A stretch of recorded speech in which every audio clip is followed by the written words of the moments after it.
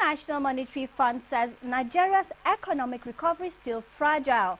Food and Agriculture Organization FAO reiterates commitment to creating 750,000 jobs for Nigerian youths. The World Bank estimates global money remittances will grow by 3.4% to 616 billion US dollars in 2018. Russian Export Center Group says it will collaborate with the African Export-Import Bank to explore opportunities to develop Africa's aviation industry. As the bulls Thursday upstaged the bears on the trading floor of the Nigerian Stock Exchange, the market today remains on a positive run. Details of these and more stories in this package of Business Express. I am Amina Eugene.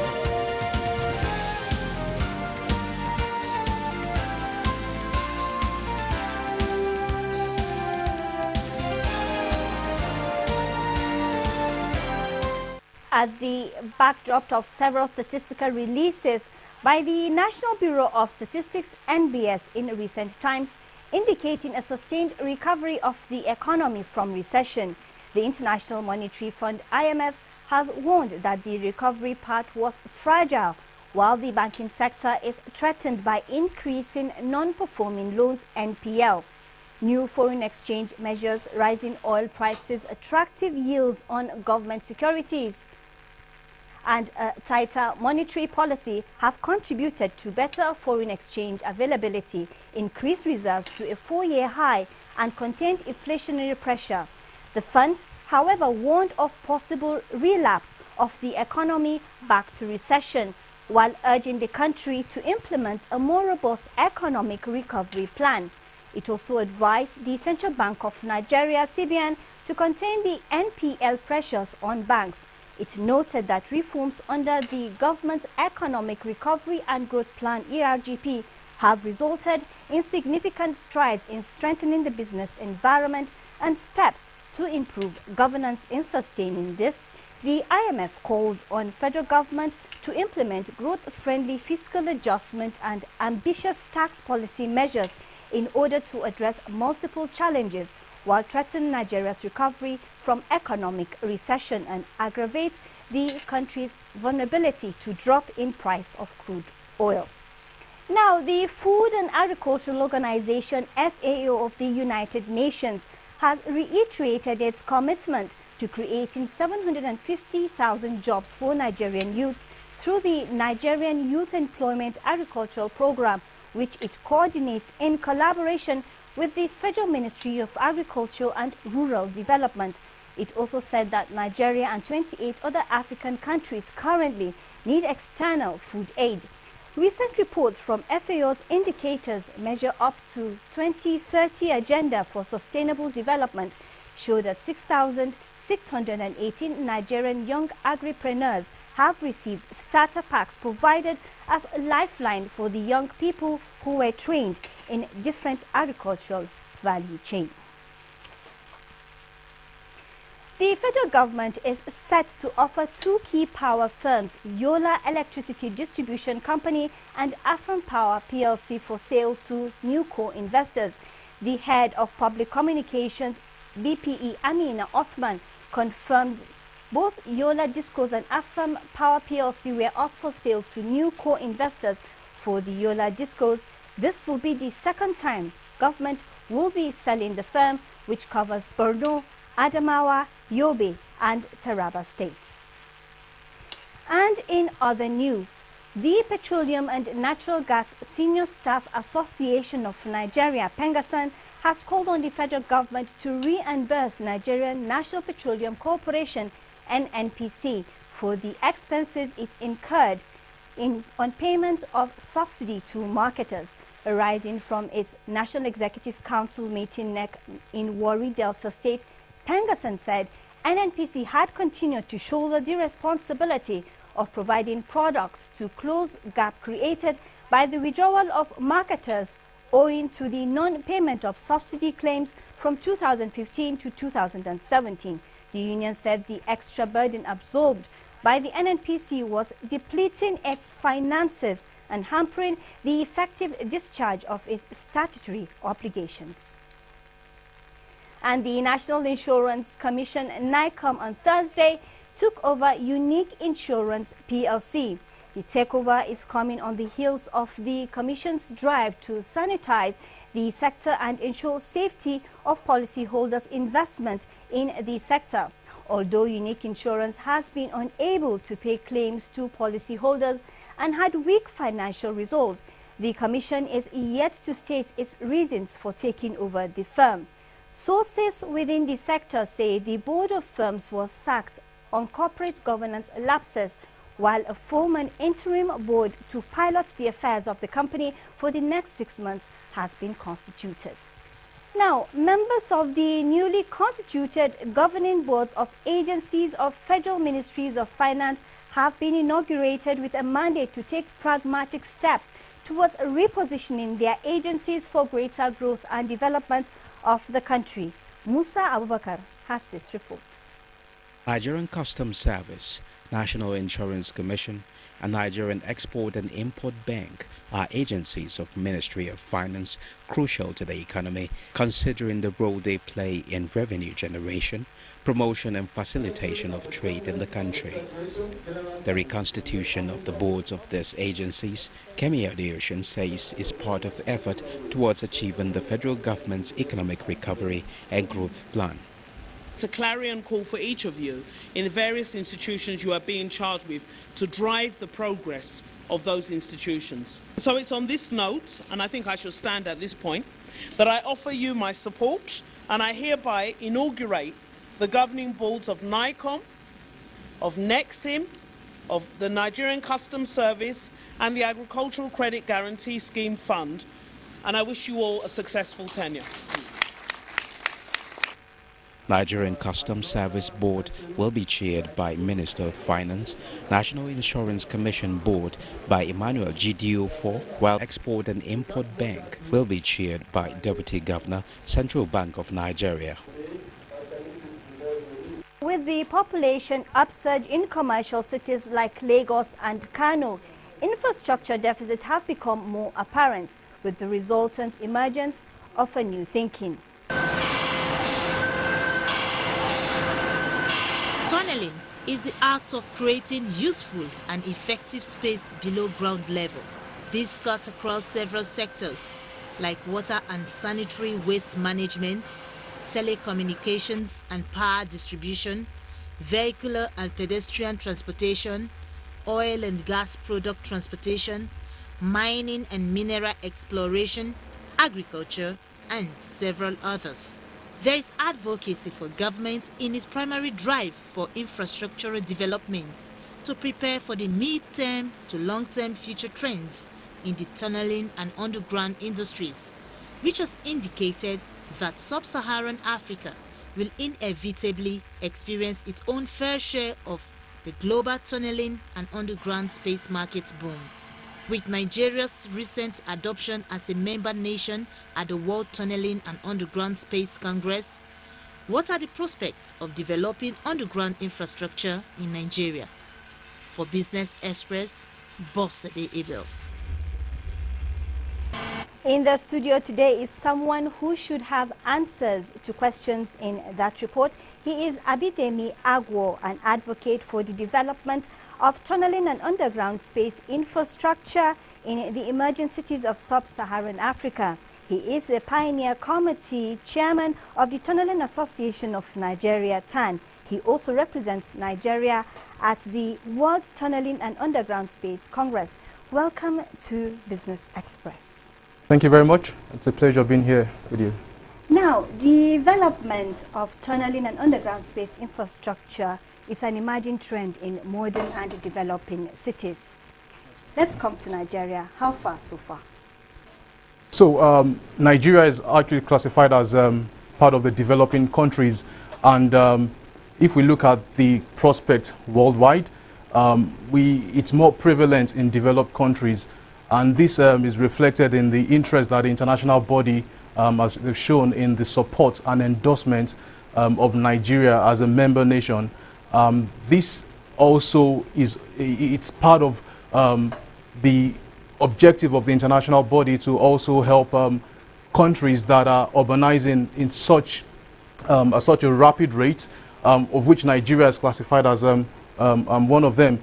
If we look at the prospects in Nigeria, tunneling obviously is not new to us in the country, but it's at a level where I would say it's at its infancy. We really do have a long way to go in terms of adopting and optimizing the benefits of the concept of using the underground space. Now, you did mention that it's in infancy stages. Let's look at the socio-economic benefits for Nigeria. Okay. So in terms of the socio-economic benefits for Nigeria, obviously for a country to enhance and maximize the potential of tunneling and underground, you need to look at the application in several sectors. Transportation will be one of them. And in this present time where we're looking to develop regional railway systems, and more especially domestic systems where we have multimodal transportation links within the cities, it is expedient that we integrate tunneling option as an alternative to bridging the means of getting people from residential areas to areas where they actually work. And the timeline in doing this and how long it takes people to get to their places of work would actually go a long way to impact the potential revenue that developing underground space infrastructure in the country would bring. Okay, you are the first and only ambassador in the United Nations tunneling body. What do you bring to the table? So, Tunneling Association Nigeria, which I represent, is been endorsed, and Nigeria has been adopted the 74th member nation of the organization, and the international organization has they have a consultative status with the United Nations. So the benefits of this are massive and they are huge. One of which is technology transfer between member nations, and we all know that the concept of developing underground space is a sophisticated process. And so it requires a lot of technology transfer, a lot of know-how, and also the demand for knowledge right now and the demand for the talents in tunneling is quite short. There's a global shortage in tunneling for tunneling experts. And so one of the key things that Nigeria being a member nation will bring to the table is the fact that we have the opportunity for exchange programs, we have the opportunities for scholarships, and we have the opportunities to directly glean and take advantage of the experiences of other countries that have gone a long way in the process of developing their underground space. All right, now looking at Nigeria's medium-term development plan, where do you see the ERGP accommodating this tunneling technology in the country and filling in the infrastructure gap? So if we look at the spectrum of tunneling, it's a wide spectrum. You have the micro tunneling and you have the sophisticated tunneling, which you could look at the metros. But there are several applications to this, and the applications are categorized into the cost per unit kilometer.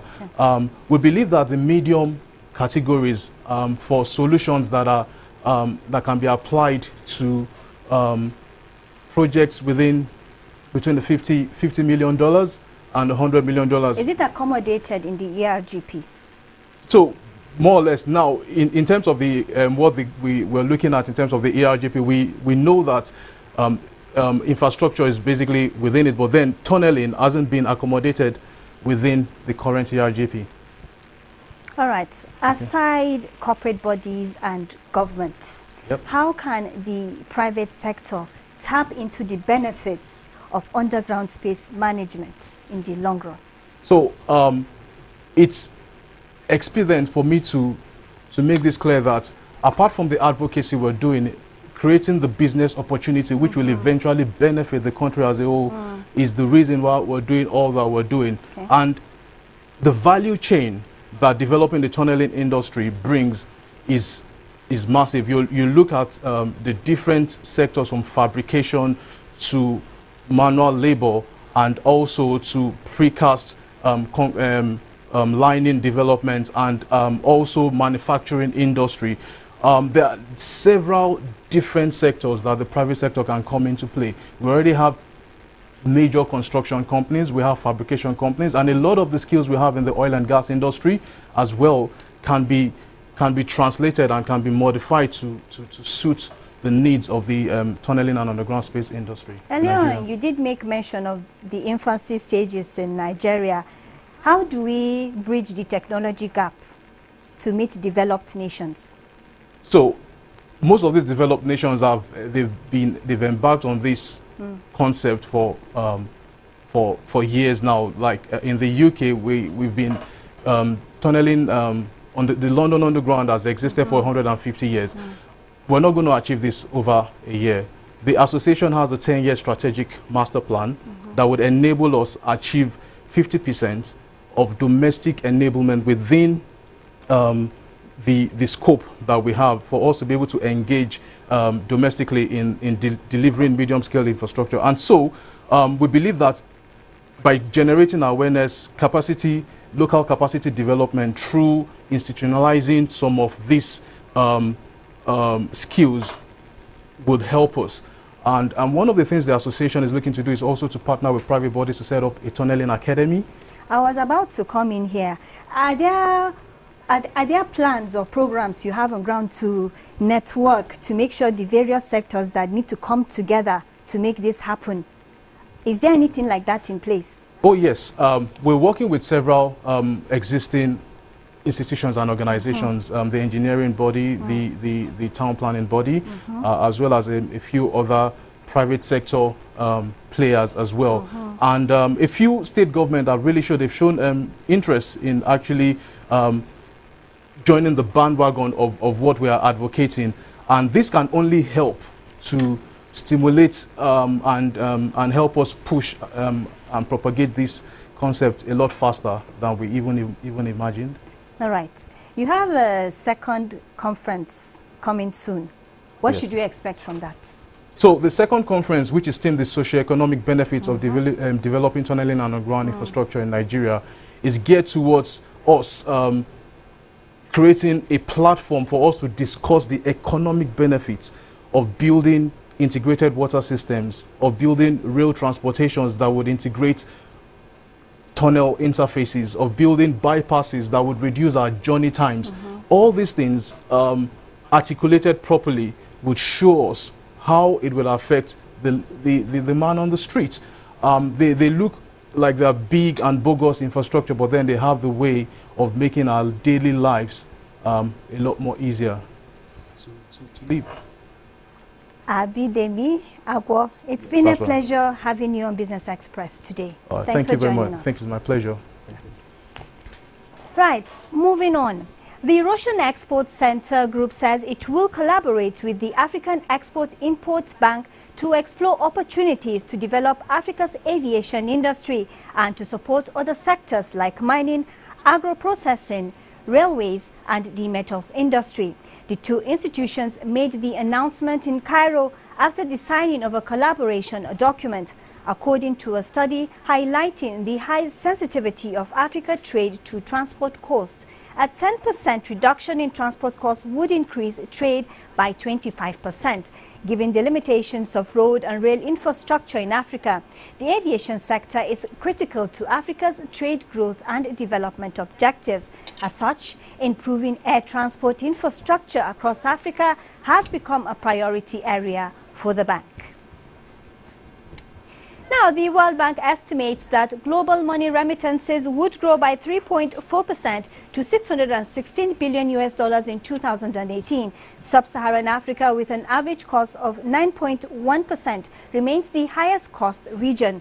Global money transfer company Express Money said various African countries rely heavily on remittances to maintain their national gross domestic product. It notes remittances are the continent's second largest source of foreign inflows after foreign direct investment. And now to the stock market.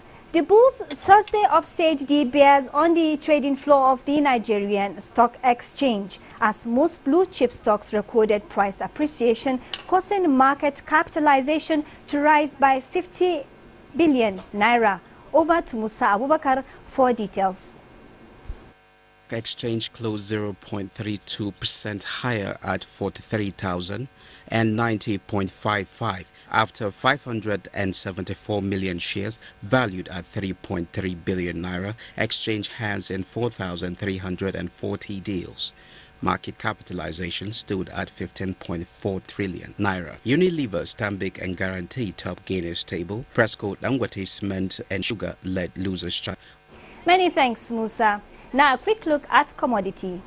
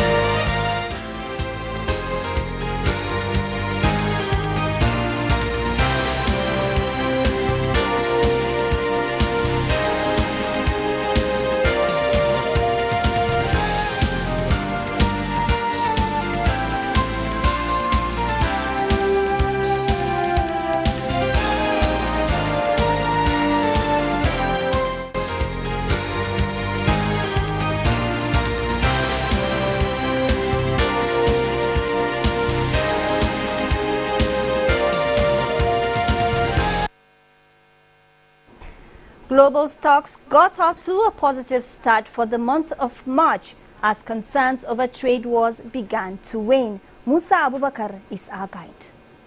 Africa's stocks closed mixed Thursday. South Africa JSE closed 0.10% high. Kenya Nairobi SC declined 0.56%. Tundex gained 0.08%. Ghana JSE declined 0.79%. U.S. stocks closed high on Thursday after the implementation of steel and aluminum imports tariffs that excludes Canada and Mexico. Dow Jones Industrial Average ended 0.38% at 24,895.21. Nasdaq Composite rose 0.4% to close 7,427.95. Asia equities closed higher Thursday. Japan's Nikkei gained 0.54% to close 21,368.07. Shanghai Composite climbed 0.54% to end the session at 3,289.29, while Hong Kong's Hang Seng Index appreciated 1.52%. In Europe, FTSE gained 0.63%, German's DAX 0.90%, and CAC appreciated by 1.28%. We have just enough time for a quick look at currencies.